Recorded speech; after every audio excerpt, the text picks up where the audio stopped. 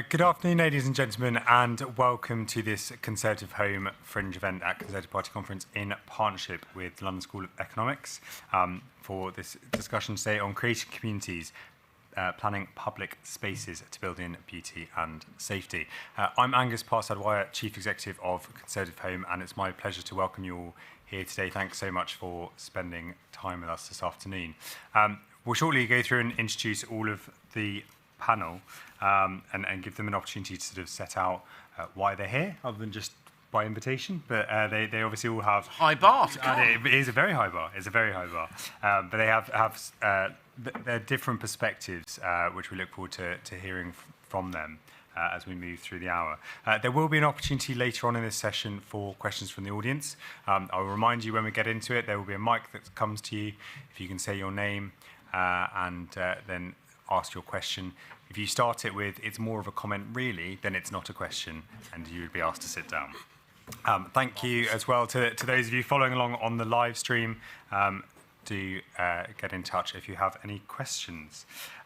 So I think much of the conversation around planning tends to focus on housing, rightly, understandably, I think, with where the housing market and that housing crisis is at. But what quite often gets overlooked is public spaces. So thinking about high streets and town centres and parks and all those sorts of areas that we probably all traverse on our daily basis, but that seems to get overlooked at times in the discourse around planning. And so today's event is looking at how we can build beauty into those spaces and make our high streets and our town centres look like places that we want to be in, rather than places that exist and we just are in. How we can also think to consider the needs of young people in those spaces, so not just the odd skate park or football pitch, but genuine spaces that the young people want to operate in. How we can consider crime, designing out crime as well, and importantly making those spaces safe for those young people, but also crucially for women as well. And crucially, I think this is about restoring a sense of community and a sense of civic pride across the country and in towns and communities across the country. So that's probably enough from me by way of introduction, but to move through the panel, we'd like to start off with Dr. Julia King from the LSE to tell us a bit more about the research that she's been doing in this space. Julia, over to you.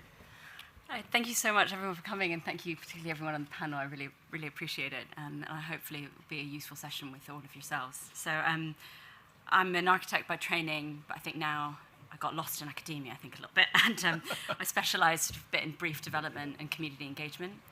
And I've come here because for the past couple of years, I've been running a programme at the LSE called the Young Researchers in Residence.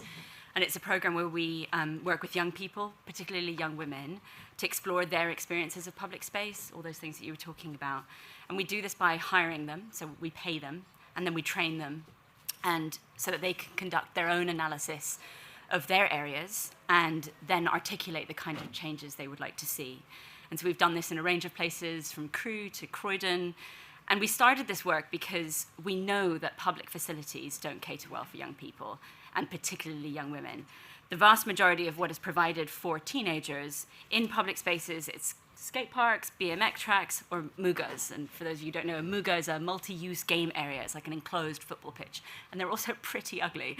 And these are spaces that are used 92% by boys. This is a very recent survey done by an organisation called Make Space for Girls. And we also know in parallel to that stafety is a major issue and barrier for women participating in public life. And I'm sure there's someone in the audience who's thinking, I've got this all wrong, because actually statistics show that men are more likely to be victims of crime in public spaces, and you're absolutely right. But they are less likely for that to be a barrier for them participating in public life. And so the point that I guess the work that we're doing is trying to make is that if you listen to what young women want, they're going to articulate that they want better spaces for everyone. They're going to articulate that they want better routes and better transport between places, more maintenance, more local provisions. They don't want that typical arsenal of youth facilities. But most of all, they actually just want to be engaged with. And that's actually a political project, to be heard. And all these things are better for everyone. And getting that right means that you can get it right for everyone. And so none of this is about designing boys or men out. It's about designing girls in. And we argue that thinking through gender can be, it's not the only, but it's a useful lens to simply design better spaces and to engage with local people, a local constituency often ignored, in a meaningful way so they can feel changes happening with them and not at them. And I think that's a sort of another way of having pride in a place. So what does better look like? In the Swedish city of Umeå, the city paid attention to the fact that there were lots of, that women were experiencing, that they really disliked these sort of dark underpasses. And so they did simple move, increased lighting, changed the shape of the entrances so you had better sight lines. They created less hiding spots, better viewing.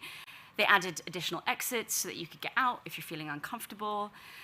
And that's been a really successful project. In Vienna, which has been a sort of bit of a poster child, and there's sort of mixed stories around that, but I don't have enough time to get into it. But I think a fantastic case study in Vienna was that the city found that large open areas and mugas were getting dominated by a small demographic of boys. And they could see that this was leaving sort of girls and boys who maybe don't want to play football unwilling to compete for this space when the city had spent a lot of money on it. So after several inexpensive modifications that were simply things like adding more entrances to the mugas, adding social seating between them so that spaces couldn't be territorialized easily, by adding more activities and creating more path and routes through the spaces, dividing it up. And this has been actually a resounding success. And there are really good examples of good mugas. One of my favorite is called the Social Muga. It's in the London Borough of Newham. And it's a really clever, beautiful design of a muga that basically ranges, it sort of has your traditional play facilities, and then it ranges into basically socialization and informal play. And so what all these projects did is that rather than having planners or designers second guess what young people want, was that they actually talked to them. In most cases, they were talking to young girls and women, and they found that, and the work that I've found is that everyone I interact with can easily articulate their unmet wants and needs. And that there isn't an off-the-shelf solution. I think that's the problem with mugas, is that they are an easy off-the-shelf solution. And actually the key, I would argue, to making spaces work and for them to achieve all those things that you set out is that we actually need to engage with people in a better way, and we need planning, just sort of, well, I love planners, but I think a lot of engagement is quite tokenistic and box ticking. And no, you can't say that. Maybe we'll debate afterwards. No, it's true. It's very true. And I think, yeah, and that's what I guess what I would like the discussion to be about, is how we can have it not a box ticking exercise, and thinking about how we can actually address the barriers that people face, and involve them in the design process. Thank you very much. Thank you. And on the sort of more on the kind of the beauty side of things, obviously, Nicholas, as director of Create Streets, you have a big focus on how we build beautiful and how we build sustainable. Perhaps you can give us a bit more background on that. Brilliant. Thank you very much, and thank you, Julie, for a brilliant talk. My name is Nicholas Boyce Smith. So I set up and run the social enterprise Create Streets. I also chair the government's new arm's length body on this matter, the Office for Place, based in Stoke-on-Trent, which is a place Abby obviously knows well. I've got three quick things to say, and usefully they all have the word P in them, so that will be my sort of coordinating intellectual thought, the letter P. Place, paradox, and process. And you could actually add planning to process, so that would make 4 Ps. Just sort of panning the camera back, because Julia's talk was brilliant, and anyway, I've got nothing to add on the detail. The types of place in which people want to be, where they feel safe, where they feel home in the world, where they're more likely to walk, where they're more likely to speak to their neighbours, where they're more likely to feel in control of their environment in a productive and comfortable way, whether be they boys or girls, old or young, rich or poor, is quite predictable. Whenever you hear someone tell you that the types of places people like is entirely in the eye of the beholder and is purely subjective, you know that they either don't know what they're talking about or they're lying to you. Probably the former, to be fair. Let me just sort of paint a picture for you of a network of terraced streets with a combination of terraced houses and mansion blocks, tree-lined, wide pavements, easy to walk and cycle, but cars in the middle as well. Above all, blocks with clear backs and fronts. You don't have muddled up fronts and backs of buildings. All the fronts of the buildings look onto the street, and the gardens or the communal space in the back are either entirely private to that household or that home, or at the very least communal only to the people who live around it in that block. These types of places, not everywhere for everyone all the time, but all of the, I think we can now genuinely say there is an avalanche of research over this over the last 20 years, and lots of anecdotal evidence behind. But before that, those types of places tend to be worth more. They tend to be more productive. They tend to have more agglomeration effects, and they tend to be safer for people who feel vulnerable. Just to pick out a couple of themes. So if you've got clear backs and fronts, that's correlated with several studies in this country and Australia with lower crime. If you've got beautiful, and beauty is also not really subjective, let me put it differently to not be controversial. If you've got a coherently complex facade pattern with texture and tone, which rhymes and varies a bit as you walk down it, not just a huge, great sort of barcode urbanism, sheer of glass or completely naked facade. That type of facade, nearly all of us, somewhere between 70 and 95%, prefer walking along and more likely to walk, and more likely to go a bit slowly, more likely to talk to people. If you've got very modest front gardens on terraced or semi-detached houses, we're more likely to speak to our neighbours more often. Huge front garden, we never speak to them because we're sort of hidden away behind the rose bushes. No front garden at all, we just come in and out straight away. So there are these predictable patterns. They vary a bit, and clearly what works in Marrakesh is not going to be quite the same as what works in Stockholm. You're going to seek the sun in Sweden, you're going to hide from the sun in Morocco. But but with those types of non-trivial changes, these types of places work better. Greenery, little and often, is perhaps one key theme just to pick up on Julie's excellent talk. So greenery is good for us. We breathe cleaner air if there's greenery in the urban realm.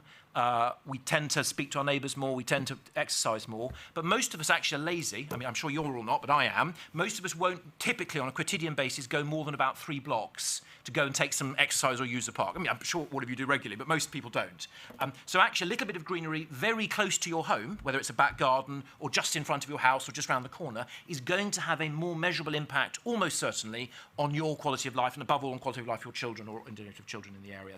And just to pick up on the important points Julia was making about children, if you like, and same as perhaps argued true of old people, are sort of the indicator species of what makes towns and cities work. People who are harder to move around, perhaps a little bit more vulnerable. Actually, it's not that they're different from the rest of us, it's just they feel it more absolutely. Just to give one example on this, and then I'll move on to my second P, because I can see Angus saying, my God, what's he going to shush? There have been academic studies on this. The range that children move around towns and cities has collapsed over the last 100 years. It's one of the great unspoken collapses of liberty. I say this, someone who's instinctively Tory, and the main reason, I'm afraid, is the motor car. So go back to our grandparents' generation, and people roamed for many miles. I just wrote a book about history of London streets. The average, well, I don't know if I can say the average, certainly many East End kids in the 1920s or 30s would regularly go, with their friends, several miles from home, completely safe, and then come back again. By the time of our parents' generation, that had got a lot smaller. My kid, well, they're a bit older now, but my kids when they were young were lucky to leave the house, and that's quite a normal pattern. So there's sort of, where people are able to have that liberty matters. So place matters, and there are patterns. I haven't had time to touch on high street, so I can come back to some questions. That's the first one, place. Second one, I'll get much quicker than I promise, Angus, is a paradox. Here's the paradox. We all know this to be true. We all care about this deeply, and yet until recently it wasn't talked about in politics. Certainly at the national level, it was a little bit at the local level, and we have lost confidence as a nation, as a culture, in our ability to create new places which are as good as the old. If you don't believe me, let me give you 2 statistics. 2% of us in a poll, a YouGov poll a few years ago, 2% of us trust developers to make new places that make existing places better. When I say that to audiences of planners, you're probably not mainly an audience of planners. I'm not going to beat up on planners. Some of my best friends are planners, which sound like I'm 1970s racist, but there we go. Some of my best friends, but planners will nod, these bloody developers, they need us planners. I'm afraid the figure for planners is 7%, which isn't really much better. And even if you want to disbelieve those numbers and double or treble or quadruple them, we still have a real challenge. And too much of the development we've done is ugly, is loveless, is faceless, has lost that link to what people like. We can come to why it does. And too much of it is what you might say is centrifugal, not centripetal. Right? It spins out into the suburbs and out into the green fields, rather than getting that intensity of place, which is well associated in the data with more agglomeration effects, with more profitable, productive, happy places, where you're more likely to bump into someone in your industry when you're meeting having a sandwich for lunch or whatever. So we've lost that capacity to collect places, and there's the paradox, because we care about this. Third point, and then I promise I will be quiet, Mr. Chairman, process and planning. So for the last 70 or 80 years, we are now finally starting to unravel this. For the last 70 or 80 years, we have been running, ladies and gentlemen, an experiment. The experiment we've been running is to run an almost unique planning system. Actually, it wasn't quite so unique when we started, because Ireland and Australia and New Zealand were very influenced by it, but they sensibly moved away from it. And this was to run, and in some ways I can understand why culturally, a system where all the power was in the development control process. What can you develop? What can't you develop? On a case-by-case basis, that needs to, an interesting turn of phrase we tend to use, that needs to win planning permission from the local council. We've nationalised the right to develop, and you then win planning permission. The document that sets what you will or won't get permission for, until recently, it is now starting to improve, was essentially a policy document. It was quite unclear what you could or couldn't get. It was verbal. It was based on verbal and legal judgments. A planning KC friend of mine says, I love it when planning policy documents talk about contextual development, because that can mean anything you want it to be. And as long as you've got an expensive enough lawyer, it really, really can. If you go to most other countries, and I'm not naively saying, well, other countries are better than ours, many are frankly worse in many ways, but typically, planning documents, to use our phrase, are shorter, typically they're more local, and typically they're more visual. And I'm massively generalising here, so there are lots of exceptions to that. A friend of mine who runs part of what we would call a housing association in France, he does this with development stuff. His teams of feasibility guys can do, people are leaving as I talk, it happens often, sadly. His guy, and there's someone else, yeah, fine, that's it, no, that's it. Yeah, well, can you stop them? They can do a feasibility study for a site in a couple of hours. That would be inconceivable in this country. So, to finally come back to the answer to the question, to get better places, this is what we need to do. We need to have, and we are now starting to do this, thanks to, I think, good work of Michael Gove and others, have a really clear quality ask set locally and visually in the system in a way that the local population recognise and love. Let's talk about love and heart as well as head, and set that more clearly in a visual quality ask locally so that developers, landowners, investors, housing associations, self-build, custom build, we have one of the lowest set of self-build and custom build in the known world, can see what they can do and can just get on and do it. And that's the end of my piece. Thank you very much indeed. Great, Nicholas, thank you very much. And that's all we've got time for. Sorry. Well, you should have shut me up. I apologise. No, not at all. It saves me asking questions later on, so that's very good. And Abby, as a former leader of State Council and deputy leader of the Local Government Association, you obviously see this in terms of place shaping at a local level. Perhaps you can give us a bit more from your perspective on that. Yeah, sure. So thank you very much. I'm Abby Brown. Till a few months ago, I was leader of Stoke-on-Trent City Council, and I'm deputy chairman of the LGA and deputy leader of the Conservative group on the LGA. I'm going to come at this from a slightly different angle, and I think what's really interesting on this panel, as opposed to perhaps some of the others that I've been on, is we've only had two speakers and already coming from different spaces, which I think makes for a really different and interesting discussion.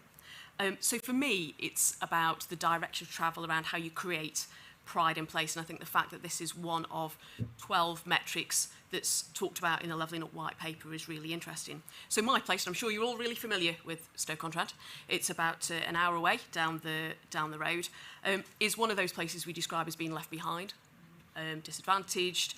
Smoke-on-Trent, when I was growing up, Joke-on-Trent, maybe, because of some of the things that happened. But for me, I feel very much, and I guess the reflection is perhaps very much come to the fore as a place within the last 6 to 8 years. I became a deputy leader in 2015, and one of the things that I immediately started to see very much when you go into that space, you've got to bear in mind this has been a heavily Labour-controlled authority. In fact, somebody once said to me, you're a lovely person, Abby, you'll never be anywhere near power. So becoming the deputy leader was the moment to do the thing that nobody ever thought Conservatives would be able to do. You look at all these strategies, and the first thing that comes up is talk about how Stoke-on-Trent's between Manchester and Birmingham. And all the other things. It's not about Stoke-on-Trent, it's about Manchester and Birmingham. And why would you want to put yourself into that place? So we didn't talk about any of the great things about my city, but what it did talk about also was being 6 towns. And we're incredibly proud of that. It's really important. But actually, the reality is Stoke-on-Trent is the 13th largest city in the UK. So suddenly we've reduced ourselves from being the 13th largest city in the UK to being a place in between Manchester and Birmingham, where actually all we do is talk about 6 little towns that are within it. So I junked them all.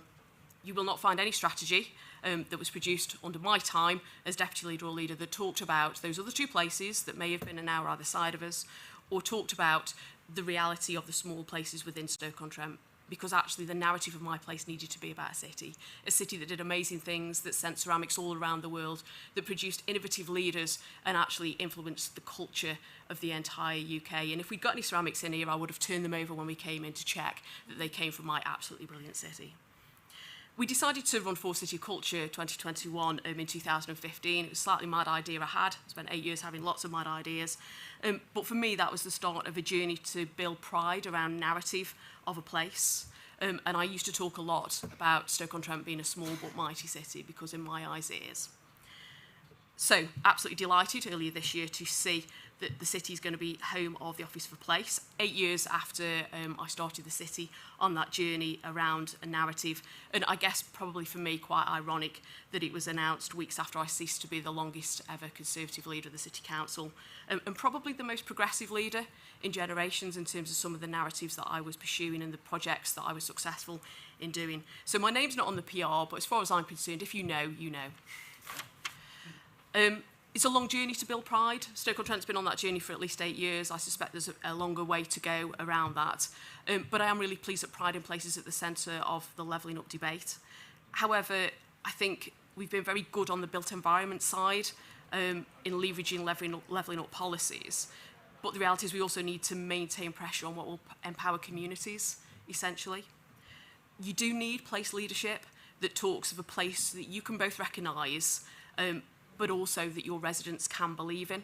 And what I spend a lot of time now doing is talking to other places around the journey that I went on in my role, but also understanding the journey that they're on and how there's so many similarities between places like Stoke-on-Trent, like Grimsby, like Hull, like Coventry, like Torbay, where actually they've been left behind. They weren't the places at the forefront of our mind, but actually they've got fantastic stories with brilliant people that we just haven't heard so far. So how do we progress that? And how do you, as a place leader, leverage your ability to get into those places, many of which I was fortunate enough to get into?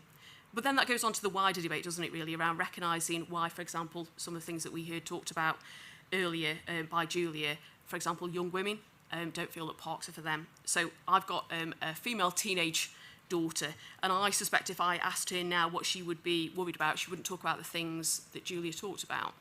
But that's because she hasn't yet got the maturity that me, as a 40-ish woman, have got in terms of what those fears are and where you go with that. I travel extensively around the country now on trains. I stay in places I've not stayed in before. I have to walk around at night, often on my own. I don't think I'm lacking in confidence. I don't think I'm nervous, and I also think I'm able to look after myself, but I can sense the fears that my daughter will have one day, even if she can't actually talk to me about them today. And where does my role come in terms of leadership of addressing that? So I think there's a challenge there for us to put ourselves in the shoes of other people, but also actually to empower individuals and communities to hear those views for themselves. Because at the lowest level, the talking communities, when you talk about youth provision, and there's a whole different debate about who should provide that, the solution often looks, as Julia talks about, and this is where my slightly northern accent's going to come out a bit more, it's skate parks, it's BMXs, and it's muggers. What a terrible name, a mugger. And I'm all for equality, but the reality is my teenage daughter probably doesn't want to go and play basketball. She wants to sit on a bench and have a chat with her mates, really. And where does that design fit into space for us? So I think there is a really big opportunity for the Office for Place within the built environment, but actually I think there's an even more compelling and interesting discussion to be had around communities, and there's lots of really good stuff happening out there, so whether it's the Community Ownership Fund, but also other things, grassroots empowering organisations, totally locally, which some of you may be familiar with, things like Park Run, Litter Wombles, something I've seen come forward in recent months and years, Street Pastors, Neighbourhood Watch. These are all organic organisations that are not set up by people like me or councils. They're groups of people who care about their place and they want to do something different. So how do we continue to feed that, particularly in places where there perhaps hasn't been that feeling of community power before, and how do we get them to grow and swell and feel that ownership and that pride in place? So I'm particularly looking forward to seeing how the Office for Place starts to address that, and who knows, maybe being involved with it, bearing in mind the experience that I've been on through Stoke-on-Trent, but actually how it really gets into changing people's life chances moving forward. Thank you. Great, Abby, thank you very much. And Laura, finally, to introduce you to the panel and to introduce our guests to you. obviously, as a local MP, you will have a particular focus on things like civic pride in your area and that sense of community and the role that place plays in that. And obviously, the announcement this week about more levelling up funding and the town boards and all those sorts of things that the government are doing. Perhaps you can talk a bit more to how you're fighting the fight within government to get places recognised and given the funding that they need. Thank you very much, Angus. Well, it's really a privilege, actually, to follow 3 such excellent speeches. And I suppose I bring 2 perspectives to this. I represent Newbury in the south of England, and I know that wouldn't necessarily be the first part of the world that would spring to mind as a place in need of urgent regeneration. Nonetheless, the town is the subject matter of a huge revitalisation exercise, and in that process I think I've learned something about planning and place, which I will discuss today. But also I am a 2019 MP, and I suppose if there was a defining mission in our manifesto beyond the obvious Brexit one, it was about levelling up, and I think at the very core of that it was a message about change. And it's absolutely true, as Abby said, that there was a particular, I think it sort of ended up being perhaps rather crudely distilled as a north-south thing, but actually its ambit was much wider, and some of the forgotten sort of coastal towns, have equal claim to this issue. But one of the things that was very striking, particularly the generation of new MPs, there were Conservative MPs from Stoke, Grimsby, Scunthorpe, shortly followed by Hartlepool. You could draw common threads with all of those towns that were part of the old industrial heartland that had been declining for some time, but where when I spoke to my sort of MP colleagues and read into the subject matter, there would be very strong common feelings amongst the people who lived in those towns, which had ultimately propelled them towards the Conservative Party. And I'm not going to make a sort of political pitch. I mean, that's just where we found ourselves. But people's identity is very invested in the place that they're from. And I think it makes them angry and embarrassed when they live in a place where the shops are shut, there's graffiti on the cenotaph, the bus service is a joke, there's drug taking or antisocial behaviour as a matter of course in the town so that they feel unsafe or they don't want to expose their kids to it. And with all the talk about levelling up, if we're honest, sometimes most crudely it just means spending loads and loads of money on massive projects, trains and railway stations, and those are and roads and so on, and those are all of those are valid and important things, but number one, they're massively expensive, and secondly, they take decades really to come to fruition. And you could actually say the same about some of the other stuff the government's been doing about sort of creating satellite cities and knowledge superhighways and, the knowledge arc between Cambridge and Oxford and creating these innovation centres. All of that's really great work, but it takes decades. But what I think is there immediately is the way that people feel about the place that they live, actually. And I'm very glad the Prime Minister made an announcement at the start of conference about investment in 20 towns in the north that would see high street changes. I'm nowhere near as knowledgeable as Abby about what it takes to take somewhere that's been unloved for too long and to transform it. But even in the process I've seen in my own town, there are certain themes which I can pick out and I think should influence the way this is thought about as an area of policy. The first thing which is true, and I'm not just going to talk about houses, but sometimes when a significant housing development is coming, in one area of my constituency, 2,500 houses are coming, and there is a sort of almost new townish vibe to that whole discussion. One of the things that is true is that there has never been any development of any size that's been given approval in the time I've been an MP that residents have been happy about. There isn't one. All I will get, even though I don't make the decision, and I do respect the fact people don't understand who does make the decision, they just know it's somebody who's probably a politician, it's probably the MP, and it's probably the Tories who are doing this bad thing. But it's been really striking to me, nobody ever feels positive about a development in their area.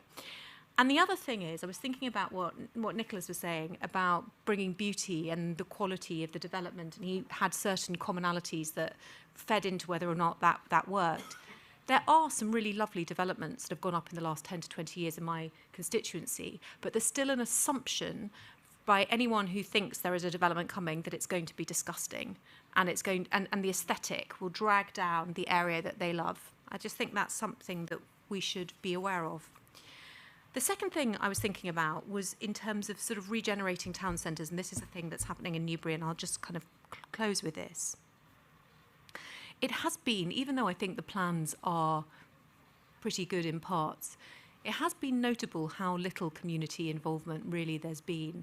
And Julia, I totally agree with your point about a box-ticking exercise. I do think all too often a council will put a survey on its website and then consider that to be a valid consultation, rather than actually almost, for example, going into schools and talking directly to, say, young people about what they would like to do. I also agree that there is a tendency to cleave towards off-the-shelf stuff. And I think some of that has to do with the fact that youth services have changed in the last decade. But when I talk to sort of stakeholders on issues of this nature, the first thing that they always come up with is more sporting facilities. And that does tend to mean sort of sporting facilities that would be suitable for men, truthfully. And the other thing I wanted to say was when some of the Newbury Town Centre thing has been objected to, the people who are objecting are the elected councillors, and in my part of the world they do tend to be quite elderly. And so even if there is creative work happening at the planning stage, I don't mean to be rude about anybody, but the truth is that the objections are being raised by people who are probably going to be the least dynamic within it, and certainly will share one perspective, which tends to be a more traditional one, and they don't like the town looking different, the skyline will be different, without really perhaps thinking about the facilities. And then the final thing I was going to say about women's safety, which I completely agree with, and so I think, probably one of the lowest crime constituencies in the Thames Valley, and that's low crime overall. But whenever there is the highest crime that occurs in my constituency is sexual assault or some form of violence against women. And I'm not talking maybe as serious as rape, but something that's reported in the local newspaper, every other week. And it's always in one of two underpasses leaving Newbury Town Centre on the way home, or it's on another sort of dark, windy, forgotten stretch of road that is another big artery that takes you out of Newbury into a residential area. And when I've tried to raise this with the local council, the PCC, the town council, about sort of lighting, perhaps some CCTV, all the obvious things that you might think might improve, particularly underpasses, which are just inherently dangerous, I find the buck is passed around a lot, and sort of we haven't, it's a frustrating process. And it seems to me that really any modern design of a town needs to think particularly actually about access, exit and entrance, because those are, in my experience, where there is a danger zone, also linking up to where the most the principal station is, whether that's train or bus. So a well-connected, safe, well-lit link to that. And then the other thing for which actually you mentioned, and I know there is no substitute to this, and it has contributed in my own constituency, is actually the presence of police on the streets. And it's particularly, I think, at night that these issues arise. And also the street pastors, I don't know if you know what they are, but they are church attending volunteers who will do a shift on a Saturday or Friday or Saturday night where they go out for a few hours, just literally sort of in a group, absorbing the town and its surroundings, and just making sure people are okay. And that really does contribute to, the way they're received. They absolutely love the fact that people care enough to spend their time on a weekend maintaining safety. I don't know if you agree with that, Abby. Yeah, yes, absolutely. Yeah. So those are my reflections. Great, Laura, thank you very much. So I think there's two kind of key themes which come out of all those opening remarks for me. And to think about the first one, which is we've identified a lot of what the issues are in placemaking and how these places are planned. The question which then naturally follows is, what are the barriers to designing these public spaces in a safer way and thinking about communities and putting communities at the heart of this? And you obviously talked a lot there, Laura, about actively engaging with communities. So my question to the panel, and I'm happy to whoever wants to come in first on this, but is it that this is an issue of funding? Is it that this is an afterthought? Is it that it goes to that point about buck passing, that someone thinks it's someone else's job to think about these things, that, a councillor thinks it's an officer thinks it's, the MP thinks it's the developer, and so on and so forth. Why is it that it seems to be difficult or that there are challenges with getting safety and design as a matter of course in how our public spaces are created? Do you want to go? I'll have a first stab, and I'm sure will segue into something you're going to say. I mean, I think from what I know, because I think it's a complex question, and I think that's alluded to in the various talks that we've heard.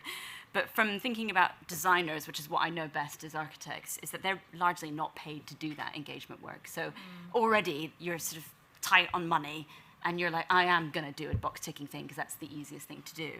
And I think, and what ends up happening with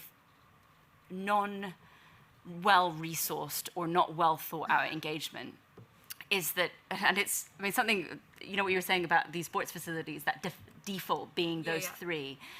I've had this amazing experience, and it keeps on happening, where I'm with a group of young women, and I'm like, right, you know, design me something for you. Tell me what you want. And we're like sketching it out. And invariably, the first session that I do, they will design a skate park or a BMX strip, or they will design that typical Arsenal of youth facilities. And I'm like, right, then we'll park that design. And then we'll spend a week talking about their lives, how they socialize, what they want, what are their desires, what are their fears. And if we go back to that question and go, now what would you like to design? They never do that same thing. They design better lighting, sometimes really sophisticated things around like up lighting and not downward lighting. They design in their mothers and fathers. They design in their siblings. And you get this really intelligent and often cheaper outcome than what your typical Muga would cost. And I think that's you've got this sort of another paradox of like, in an environment where we don't have a lot of money, who's paying for that good engagement? For me, that seems that the principal barrier is who's paying for that engagement to be done in a good and meaningful way. And then, because like when I ran a project, because I run two schemes. One is called the Apprenticeship in City Design, and we've worked with young people in Brent, actually, through the entire design process, where these young people actually chose what is going to happen in a place.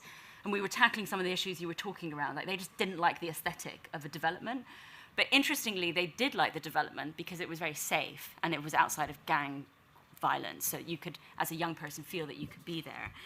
And because we worked with this group of young people over 26 months, that was an amazing project. But I fully understand, like, any local authority is going to be listening to that going, I can't afford that.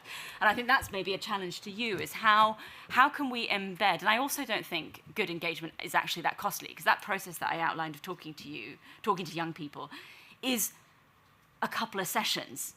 But it is when it's embedded and recognised in the process. And so that's kind of almost where I would say that is what I see as a barrier. And how can we kind of institutionalise that? I don't know. And now I'm beginning to waffle, so I will stop talking.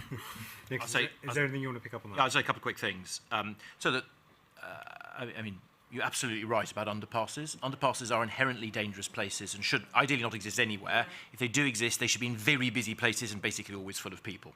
The safest places in any town are your home and a busy place.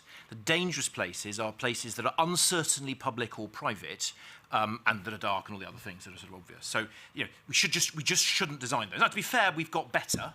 But as a sort of statement of fact, we are still designing some things we should not design. So I touched about unclear backs and fronts in my talk. We are, very good housing architects, at least the world says they're good, are still designing those right now. And if they knew the data, they just shouldn't do it. So that's part of the answer, is that we are still making technical mistakes. And we're doing that in the regen of places as well. I better not name it, but someone we've worked with, a housing association.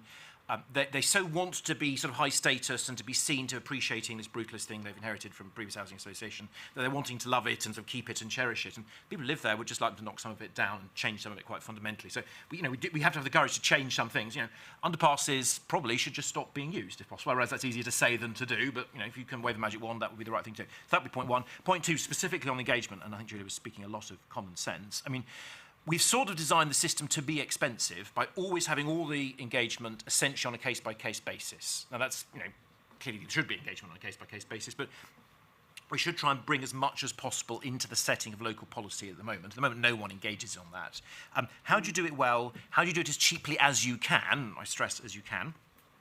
First of all, engage both wide and deep. The lovely thing is now is that, thanks to these things, and AI and this, that, and the other. It is now, it's dramatically cheaper. It's got cheaper in the last few months to share with the public different representations of the future. And if they don't like those, to come up with another 20 and to poll on what they like. Ask simple questions that mean something. Where's your favourite place in this town? Where do you feel safe? Where do you not go? Where wouldn't you let your children go? Where would you like your children to be? Questions like this, on the whole, particularly asked about children, get quite visceral. People don't lie on that. They don't. And if it's in the private, responding to one of these. So engage wide. And then, sorry, excuse me, I'm losing my voice. Come to the people, don't make the people come to you. So if you try and run a engagement session on a Tuesday evening in the town hall, you're going to get quite a self-defining subset. I'm the sort of weirdo who turns up to that sort of thing, but most people are far too sensible to do that. But if, and this is what we would always do at Create Streets, if you run a stall at the Christmas market or at the summer fair or in the shopping centre on a Saturday morning, and then keep it visual. If you're asking, again, lots of planners, architects say you should don't get into what it looks like, that's superficial. Bollocks. 97% of our response to things is visual. So if you're asking about what your preferred strategic posture is on our engagement programme and our placemaking strategy, you're going to get a very low return rate on that. If you say, do you like the street like this or like that? Would you like it to be that high or this high? Would you like it to be with trees or without trees? Then suddenly you're engaging people and they get it. Now, I'm not saying those are the only questions you ask, but that's the way you bring them in. I'll stop there. Thank you. I want just sort of building out on the sort of consultation part a bit further, and Abby, if I can come to you on this, because I think, and this sort of again is building on that not so much buck passing, but there are, as Laura said, people don't always recognise who is responsible for things, right? So when they want to see an improvement in their community, they don't know who is responsible for making that improvement. And I guess the challenge is, and I'm a very recently elected local councillor myself, but one of the things that I always find is that you have the internal battles within a council between councillors and officers, and then you've got the consultants, and then you've got the comms team, and then you've got all these different parts that go together. So even when you're trying to do the right thing and to drive something forward and to get those consultations going, do you think that is part of the problem, that's part of the barrier? And that maybe we need to think about the real structures that should be delivering this? Yes, I think so. I think one of the things that I'm going to say I'm very lucky to have had is several months to reflect on maybe where I went wrong as leader of the council. And I guess I would say I was very successful as leader of the council in bringing in huge amounts of money to Stoke and a lot of spotlight too. And I would love to tell you that the day that I became the deputy leader in 2015, I whipped out a plan that I'd been sitting on for years and working on that said, these are the things I'm going to do. And the reality is there was none of that was true at all. To a degree, I'm a massively accidental politician, but you make your own luck. And I've been in the right places with the right contacts and perhaps the right determination to want to make a difference for the only place that I would ever want to be a councillor, MP, leader of a council, live or anything else, my place. And there is an element, isn't there, of reflecting back and thinking I might have done that differently, I might have done something else. And you're suddenly thrust into this place, and people will often say perfection is the enemy of the good. Well, that's fine, but actually to a degree we can't afford that to happen, can we? So how do you create the space for leaders of place to understand their place, to be able then to counteract some of those things you describe? I'm not a planner, I'm not an architect, I know nothing about regeneration, only what I've learned over 8 years. Fascinated with the Create Streets Twitter account to learn things from it, but also from other people. I'm just somebody, an average person on the street who grew up in the city that I was proud to be leader of, to raise my children there, and to have the opportunity to use some of that experience to be able to influence making my city all it could be. I think there are issues within how you then move that plan, that vision forward. Some of that is the way that money comes to you. You know, this endless beauty pageant sort of process of continually bidding for things, sometimes that you want, sometimes that you don't want, and how that equally ties into the narrative. You know, I think there is a huge amount of good to be had from engaging with the community, but you actually also need to sell the vision around some of this. You know, when I left Stoke, I got 2 huge cranes on the skyline for a project that I bought to the city that is about halfway through now. And luckily it's with a developer who's been really good at selling that story. And one of the things I reflect back on myself is, did I sell the story well enough to our residents that actually we need to raise the economy in Stoke-on-Trent? We need to have people who are better paid. We need to have more jobs. We need to have a better, different quality of housing there. Did I sell that well enough? And I don't think I did. Actually, I think I could have done more on that, but I was doing other things. And if I'd have had the time, I'd have reflected back on actually how I made that at the centre of what we did. And I think then, you know, we're hearing some of this responded back to, you know, the announcement that Laura mentioned, yesterday by the Prime Minister and the Secretary of State is around single pot legacy funding, £20 million. Well, it's not going to deliver you lots of stuff, but actually that's better than bidding for individual things that have got to fit the square box that government says you've got to bid for. But then also there are small things you want to do, and one of the things I was very keen to sort of get into, again, back to my reflection that I know nothing about this, only what I've learned, is around how you then do start to drive things like design codes. And in my own simple way, you know, I wanted to deliver more housing in Stoke, had an experience with one of the high street developers, and talking to my good professional officers, kind of thought, actually, I don't want my place to be like every other place. I don't want to deal with those people who are going to build the same housing estate in Stoke that they're going to build in Somerset, that they're going to build in Scotland, that they're going to build everywhere. I don't want to deal with you. I want to deal with somebody who wants to build housing that somebody like me would live in, that my kids might live in, that looks like my place. Bravo. But there's a journey to get there.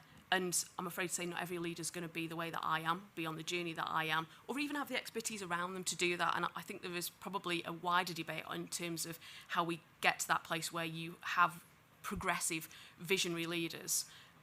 You know, and equally back to how you do that. The reality is, on a piece of paper, if you asked me what I did before I became leader of the council, there's no way you'd have let me loose doing what I did.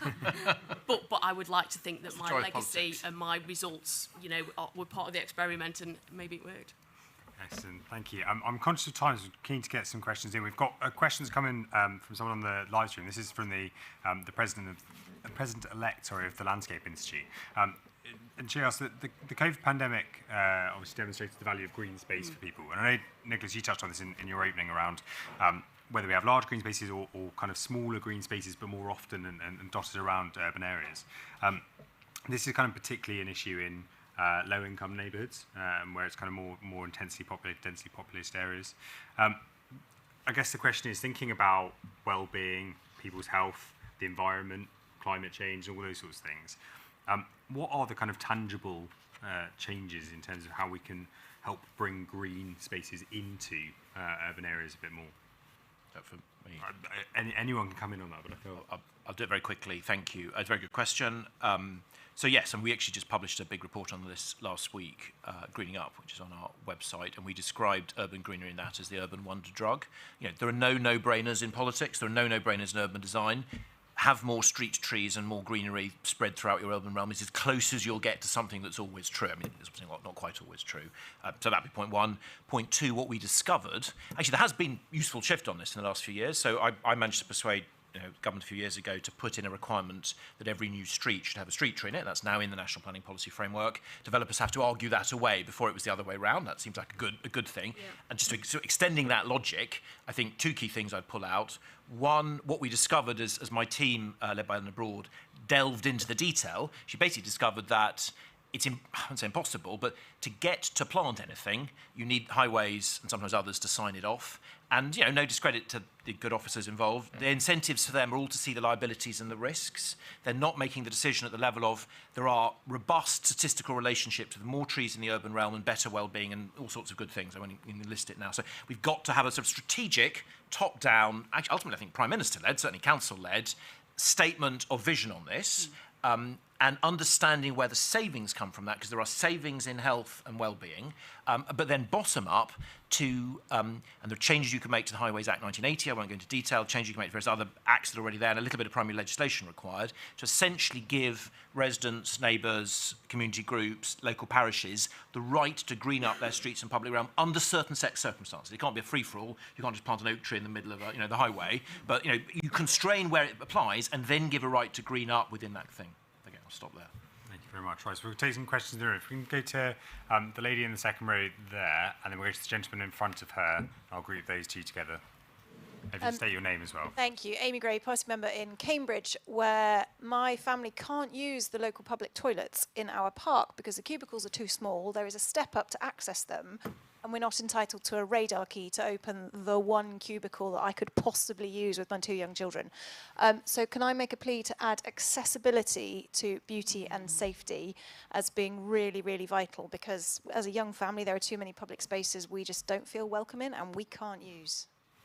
Thank you very much. And I'll take this one as well, and we'll go through both. Thank you. Jem Kamali, Planning and Public Realm from Kensington and Chelsea. My question is, the logo you're sat in front of is of a house that most children, if asked, would draw. We're surrounded in Manchester by a number of tall glass buildings. My question is really, how can we consider the beautiful when I suspect many people in this room don't live in tall glass buildings, but live in homes that are represented on the board behind you? Thank you. Whilst I give the panelists a second, I should probably add that I suspect a little bit more design work went into the Conservative Home logo than a child's drawing, I would hope, but before my time. Accessibility and beauty and how we inspire those two things in spaces. Julia, I don't know if you want to I mean, if I can do, Amy, thank you for bringing up possibly my favourite subject matter, which is toilets. And it's, I've done every day, specifically in this field. But yeah, it's the overwhelming, one of the biggest, if not consistently cited, I won't go to a park because the toilet is disgusting, or I feel unsafe in it. And so, yeah, absolutely. I mean, and we've lost a lot of this when we talk about the lack of public facilities, and that is a sort of basically a funding thing. And so I'm really interested by your comments around these sort of smaller funding pods. Like, I do genuinely think a well-maintained toilet in a local area can facilitate that local use in your sort of radius, and that would have a disproportionate effect of a benefit than the cost of what it would be to install. And so, yeah, I mean, I'm a huge advocate for good local facilities, and accessibility is part of that conversation. I'll leave the beauty to someone else. No, I don't know if you have thoughts on whether there's a role for government in this, in terms of things like accessibility, whether that needs to be driven from the top. You know, we were speaking about this a little bit earlier, but whether there should be something that the government is doing to set out access requirements, but also on the beauty point to inspire people, right? To give these examples of what it is it looks like, because we have these conversations and they happen elsewhere around Conservative Party conference and other events where we talk about we should build beautiful, but with the exception of Nicholas and the great team at Create Streets, the examples aren't always forthcoming in the right ways. Well, I think that actually I think you're right. It does get this is a sort of expression about the building beautiful that gets circulated at Conservative Party conference all the time. But I think you can think about what that looks like. So, for example, there is a sort of design of a house, often a little bit more in an old-fashioned style, often a mix of materials where a bit of flint and brick are used, in that, which makes the house look period. And some of that clearly can be done at quite low cost, because some of the new developments in my part of the world have those ingredients, are really nice. They're just one of the, you know when you go out canvassing the whole time what developments sort of, and the prices are very similar to the ones that are much more generic and the ones that I think people fear. So it must be possible to do it. And somebody was mentioning design codes, and I'm not familiar with that, but I think if I'm guessing, it's a sort of it's a coding system that suggests how something should be built. Yeah, and I mean, it seems to me maybe that's where the more beautiful aesthetic would feed in and could be made mandatory, because I mean, Michael Gove was talking about this yesterday. It is a dispiriting thing when you see any community resist a new amount of housing. Partly, yes, I think there is the sort of lots of new people and what that will mean thing, but partly is definitely that the houses are going to be disgusting and the whole thing will be dragged down and look awful and I don't want it here. That's just assumed. And they are completely, unpersuadable, really, that might not be the case. Truthfully, because I'm just the MP, I don't know if it will or won't for some of the things that are proposed. But that's bad. And it also goes, Julia, to your point about development, whether it's the middle of a town or whether it's on the peripheries. When people feel it's something that's being done to them, it really provokes a really visceral reaction, actually. Again, it goes to their sense of identity. If they have a very strong connection to a place and they feel it's going to be damaged by what's happening, then there is this really strong negative reaction. Actually, that played out in my own local elections on a massive NIMBY type ticket that the Liberal Democrats pursued in my part of the world. And that is going to be much more difficult for them to sustain because they've just voted for housing targets at their conference. Nonetheless, it's a political issue for sure. May I just one? Sorry, I know you're just one very quick. I mean, absolutely right. I mean, there's an irony in this. As you go around the country, and I have, talking to different communities about development, about their place, about how they'd like to see it evolve, although it's put in different language and different ways, different dictions, actually people do make consistently the same point, which is they want this place to feel of here. They want development not to be something that would be the same in Cardiff or Cumbria or Carlisle or Cornwall, and they want to be done with, not done at. So those, weirdly, it's ecumenical, that desire. It's just how that is interpreted that's different. And then just quickly, if I may, just to give you confidence, there are some good developments happening, and I think the situation is getting slowly better. Places like Rousselon Park, Marmalade Lane, Nansledden in Cornwall. What a design code is, sort of my fault in a way this has entered parlance, and in a way I regret using the phrase, but what it basically means is, rather than having a long, ambiguous set of words as to what our local policy is, you visualise and enumerate it. Because then you can't sort of, to use a technical planning term, bullshit your way past it. Look that up if you don't understand what I'm talking about. And it actually really matters. Actually, I don't think it's quite that it's mandatory. It's what Roger Scruton and I call a fast track to sort of development and to beauty. So look, if you do it this way, by the way, we've already got bits of this. So, in most, pretty much all of the Cotswolds, it's quite a strong mandate that you shall use Cotswold stone. Do you know what? The guys who want to build there, they just factor that into what they're going to pay for the land price. They know they can't get away with putting it up in breeze blocks, so they don't even try it on. And that's just easier for everyone, actually. So it's just basically making that a little bit less rare. And if you do something amazing and brilliant and completely innovative and weird, you can still ultimately get that through. You're just going to be taking a lot more planning risk, so you need to want to do it enough. That would be what I'd sort of add. Sure. I think we've got time for one final pair. I appreciate there's lots of hands. We'll have to try and catch panellists as we leave at the end of the event. But if I can go to the lady in the middle there and then the gentleman at the front here. Hello, I'm Helena. I work at the Guardian. Used to work at Telegraph, so I work at the Guardian now. It's been a long couple of days. Sorry. The discussions around planning at this conference have been quite reactionary from some ministers, actually. So what do you think when you hear about 15-minute cities being maligned? And I think the language around that is quite conspiratorial. What do you think? Yeah, thank you very much. And the gentleman down the front here as well. Just wait for the mic and say your name, please. Yeah, my name's Vijay. I'm a Conservative Party member from High Wycombe. Fran Tonkiss, in her book Cities by Design, The Social Life of Urban Form, she made a point that the more we try and intervene, sometimes the worse we make things. So shouldn't central government stay out of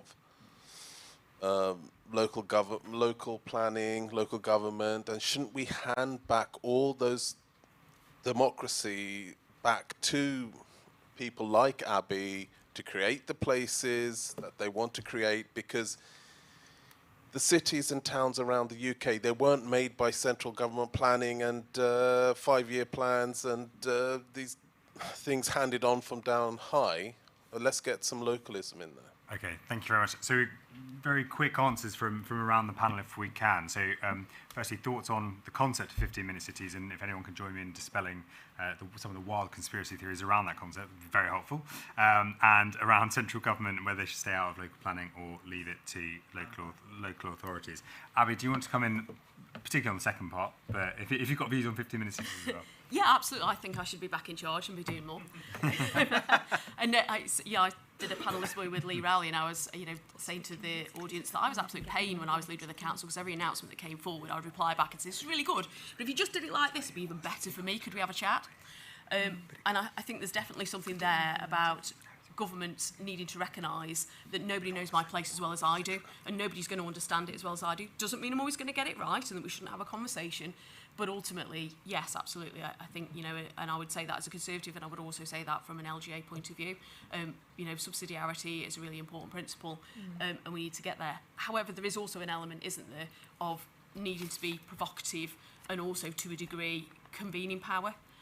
Again, and I think there's a wider discussion there around how there could be a better interplay between centre and local to achieve some of these things, whilst recognising that I know my place better than others. And you know what, I'm going to pass on 15-minute cities because time. Thank you very much. And Laura, on central government? Yeah. In or out of local planning? So when I look at the greatest tensions that exist in my constituency, they're not because of the over-involvement of central government, they're because people feel that the council have acted in a way that's conspiratorial, perhaps with developers, and that they've sort of stitched up a decision and they haven't been consulted and they didn't know it was going to happen.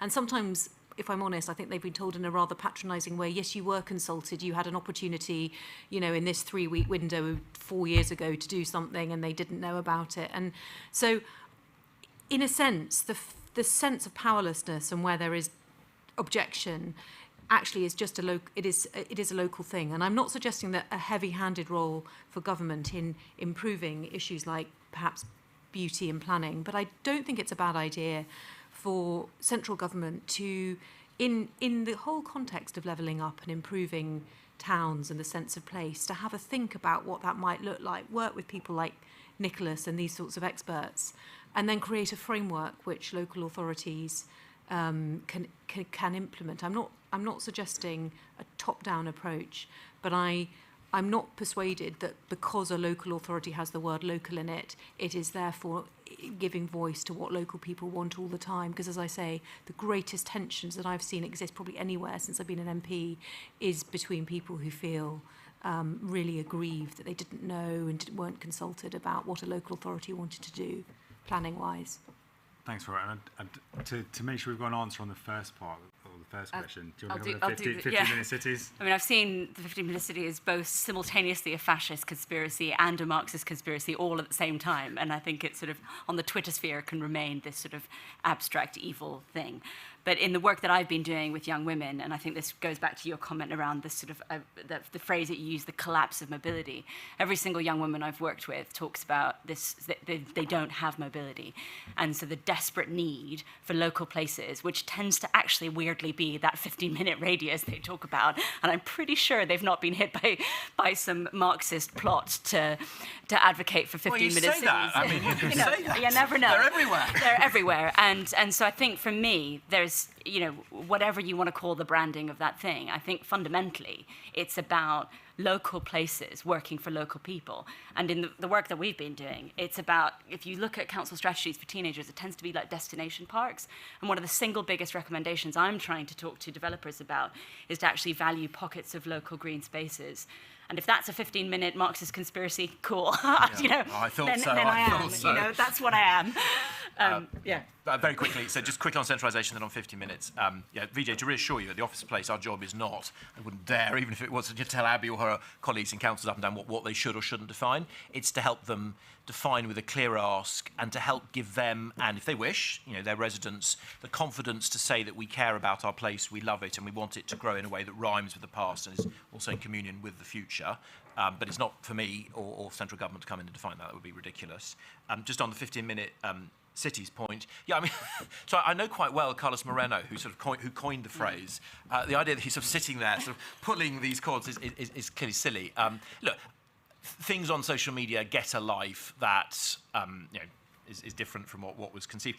What Carlos Moreno was doing with the phrase 15-minute city was actually repackaging a phrase that Roger Scruton and I were talking about, a phrase that Christopher Alexander's talked about, a phrase that planners have talked about over many decades, which is to rediscover the importance of mixed-use, walkable environments in which it's easy to know your neighbour and commune with your fellow men and women as you go to the shops, to school, or to your place of work. That is clearly something I think most people most of the time want to live in. I'll stop there. Excellent, thank you very much. We are unfortunately out of time with that, but I'd like to say thank you to all of you who joined us in the room here and on the live stream. Thank you to LSE for partnering with us for this event.